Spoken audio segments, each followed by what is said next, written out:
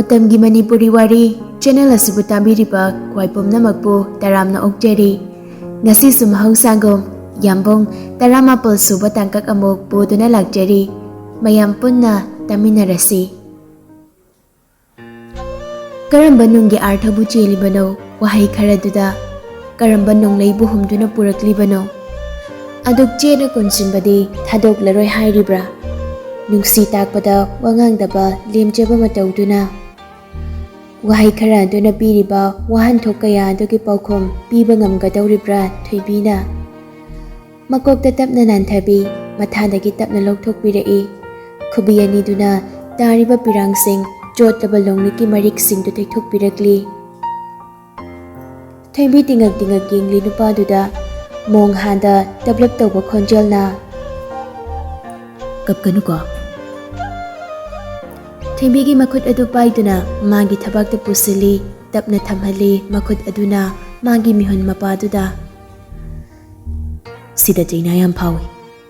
nangna pi taba khoding sida jaina phawi si nang khangbra Thimbi khumde haujik sumit pham hongda adumag yengtana lei abema kapkanuko Thimbi amuksu khomlakdre Arnabna Abema Yambung yam waye Thaibi mapi tapna sintharai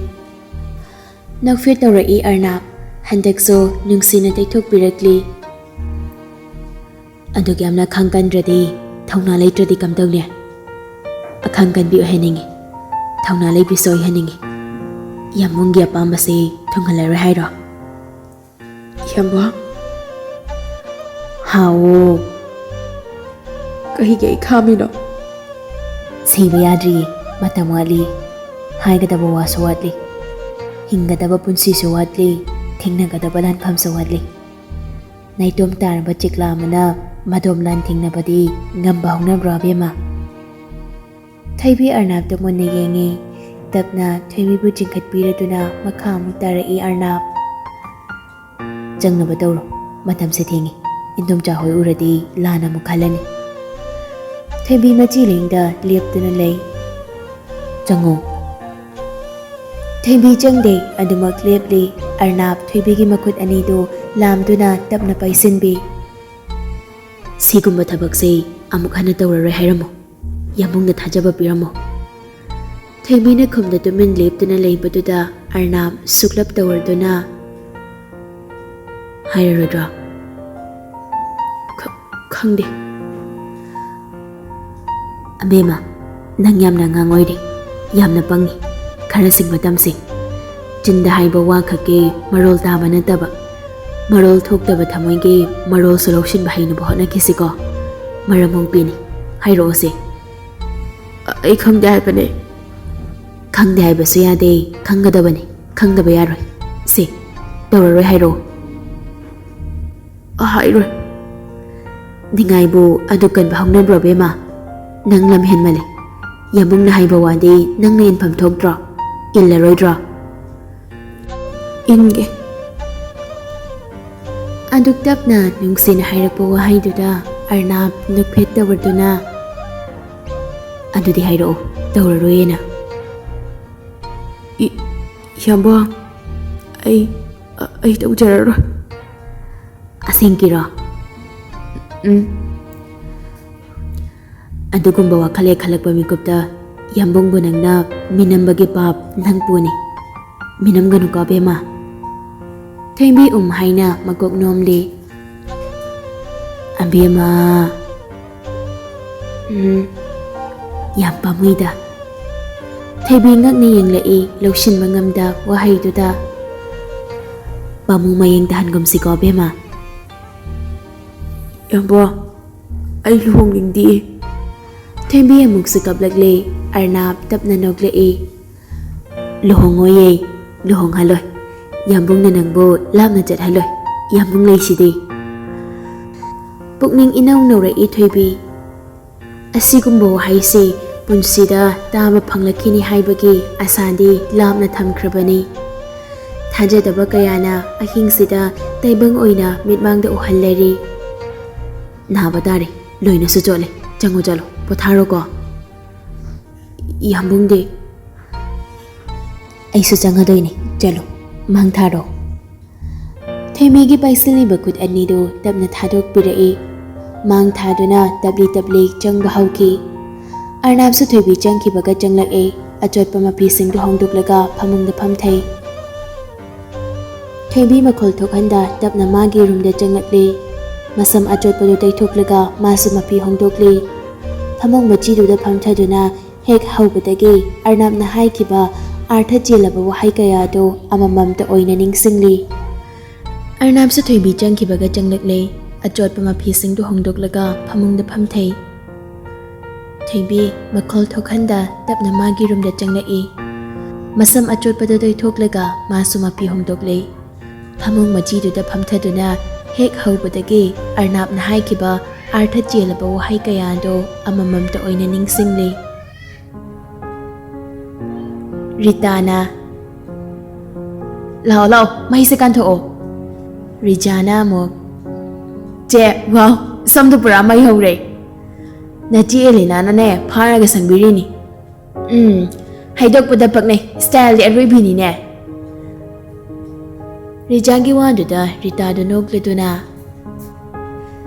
Na chi Elena di nang lak pangai bada awa ba mo hira bani Rijangak na I Kahi gaya Ho maram na ye tap na hai rage Khanam ta ne room yaw kisi Na phiga do hong do ke hai bra coffee ahang pa masan bira ke Hoi Rita kitchen da changlak tu na coffee semi Phone do sulaw thadok laga Elena da call tawri Elena na Nupis Kari pijani paung nungai balai Hai ura hai ganu raw Rita gi wa do da Elena khaurang na Kaya da pag chunayong na tawri se Sasat hai ro fast food ama book tawri su tawrage Rita nok le do na Mahitay ko mi majade Is Rita koi thok anu me nang ba Ando buro akoy naw nga sila hawjuk ta thunglaba da ngai ri Elena do rijala eta ba do da yam haraw na Aya awen kira ha aseng kira me Phagiro ha phagira ba Ai lai phone thamo ngasi di Sunday ni na wari fugai rage thame Rita nok le do na Tawri siang ne pura ngaw hai ba Mating pang bijadi pa pu ba soi di ai Pochay awan apa lai ribra khara yeng sulune nang ba Sayon do do na phamla ga lai ba do da mama na hairak pani tap na mamai on thorak la do na Suram na ni dai ma Hai ma adu yeng sin ba kai dau ge nang ba Ima kai dau rage Hawjik nung sidrasu hayeng wai leimina kanda adum nung siba phaurakadra Leima ngaglap machada yeng lei Kai buno ne hei bunga phaurakadra ba ai simana hayeng wai nung sirakadra ba Macha gi wa du da leima nak fit tawna Phana thamoi gan bi oi duna so ipuroi ba sidagi hen blai ra oi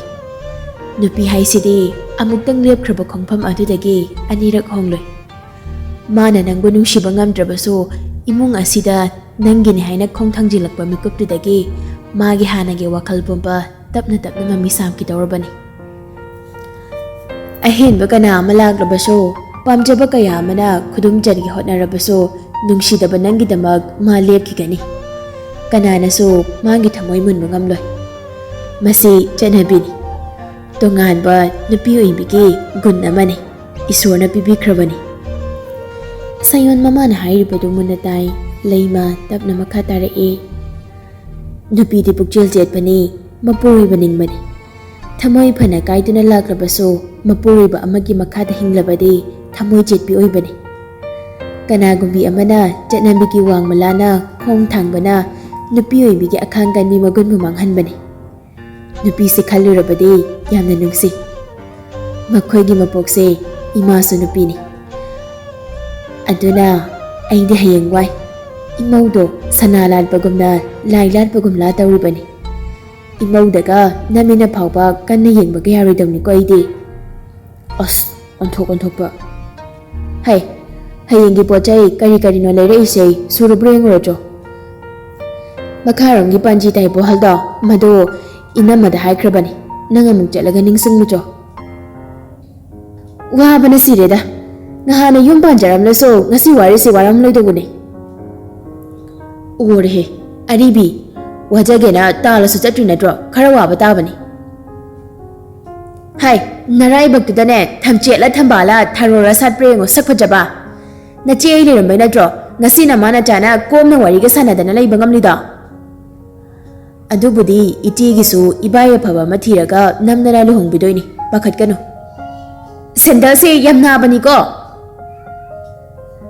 nabani sidibako hekta chikne hui gongdonga si mangai kre iche na horpani ai di wai dang haijabani nang na makha samtharakpa natra I achumba ga saine somne su memto na ima bo yam na ngang bata han gano bem ima ai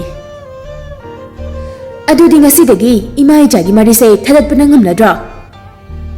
ima hayeng mangal karakani nang bo thubu matam da ima na luhung ba pami ima nakhoi gi damak te hinglak laba ima gi thawai se amukta di ingna momon khalo ka dogi abem naubi machi gi matau du uraga thamoi da nungai jati mama na ahing lona ka pasuma khangi angang oibana wa haiba haijadrubaso naubi thamoi so I maram khangludrubaso mama na machi bulu hongma pami machi na yade haibasi made mata singna khangli mama na ahing khuding kapage maram so ma hanglude hangbangamde machi ga manakta tapna sangsanduna mapi du taithok pirai chiche su sum kape ima su dum kape noi ani loinamag hanagum harau harau leite ai pukning nungsi ko piri piri hairaklibaduda thoibidi naubibu konsinduna mapi lepa leite singtharai chiche na phatabana ima so wahale chiche se yam phati naubi chiche nanga dai hainu ai kai dong ni naubi ima gi mayokta chiche na lepa ngam ki gadro chiche ima bo kapta na banang luhongo naubi chiche bu yam sida lai haning drabro lai haninge mayam lai haninge ado chiche ima su dum kape memtan makhota thauri mapayar do na janglai thembi kapnam badu chap lepi ithak thakana mama da inglai sikaina ha sikaina themi marale raba mago pakhompi bangam dalai maning ne taram liba sikaina ha sikaina habide ima oh nang ima bodu kyamna singnaraga thawai phawba thagi khallabako ima nati nang magna asigumba thabak tawrabako ima aina aise amta tami ko ima nangi damak mikup khuding yai phabo hinaba khanjaba aduga ima busu aduk phattana khanduna asigumba khumthang nangna thanglabako phare aigi khumthang amana ichagi thamoido aduk yamna soklabadi ima tumin laikhrage adubu imagi mit ani sidi yang haidaba kumai yengtuna laibadi ai ngamloi haidaba kaya tabadi ai pamde pomna makse uyaktingai nakhoidagi ima lamna chatkidi nakhoigi apama khuding naning thungjawro memton wahai do hairamlaga kairaba thamoido puduna makhona pairiba thaurido jena paisinduna khong thang bahawi thembi pakhatna mama da chen sinduna konsili o khungna kaplekli thuibi ima ai lajare ima da haibado ai yarage ima dak akhoi thadok pa yaroi ima imadagi hen makana su leitiye imagi minungsina kasi phawa na chana hingjarakpane ima nang ai buthadok kanuwo ai इमादा हाइबदो याजरगे इमा आई यारगे इमा